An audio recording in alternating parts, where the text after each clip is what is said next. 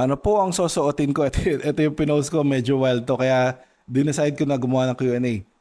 First time ko po mag-Aquaman Aquathlon. Ito. My name is... Okay, I registered na po. Question lang. Nagsusuot po ba ng pan under a cycling short para sa swim, para sa run? Hindi po kasi ako comfortable na cycling short lang. Actually, hindi ko rin po alam kung paano sasagutin to. Yung pan, yung nag-message po, babae. So, sa lalaki po kasi, suot namin yung tri-suit lang. Okay na yun. Then yun na rin yung gamit namin sa run. Doesn't matter kung short or long, but we don't wear underwear na or briefs or something. Tri-suit na lang or tri-shorts, whatever is comfortable.